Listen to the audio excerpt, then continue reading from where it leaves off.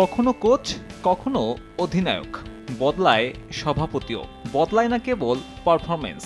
দিনে দিনে তলানিতে যাচ্ছে দেশের ক্রিকেট।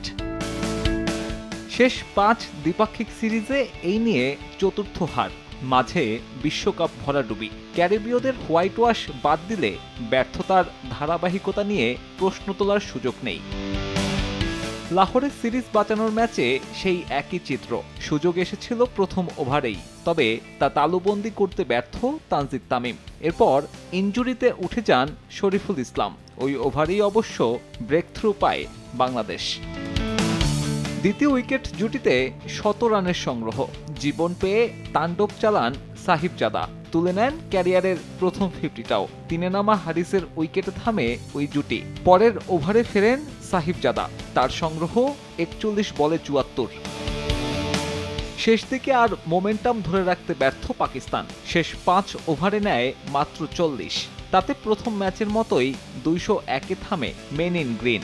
7 বছর পর টানা 2 টি-20তে করল 200-র বেশি।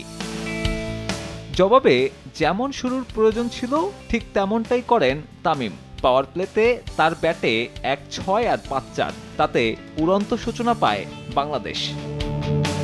যদিও তা দীর্ঘায়িত হয়নি। সাজঘরে সবার আগে ফেরেন পারভেজ ইমন। হারিস রৌফের বলে ক্যাচ তুলে দেন এই ওপেনার। 4 বলের ব্যবধানে ফেরেন তামিমও। আগের ম্যাচের মতোই ভালো শুরু করে ইনিংস দীর্ঘায়িত করতে ব্যর্থ। তার উইকেটে মোমেন্টামও হারিয়ে ফেলে ফিল সিমন্সের দল। এরপর সেই পুরনো চিত্রনাট্য, আসা যাওয়ার মিছিল, কখনো লিটনের ক্যাচিং প্র্যাকটিস, কখনো তাওহিদ হৃদয়ের আউটের পুনরাবৃত্তি। গোল্ডেন ডাকে ফেরেন জাকের আলী, ব্যর্থ পাটোয়ারিও। 33 রানের ব্যবধানে শেষ 7 উইকেট হারায় বাংলাদেশ। এরপর আর জয়ের জন্য নয়, বরং সম্মানজনক পরাজয়ের খোঁজ। তানজিম সাকিবের প্রথম 50তেও অবশ্য সফল হওয়া যায়নি। হারের ব্যবধান 57 রানের। সাব্বির মিথুন, সময় সংবাদ।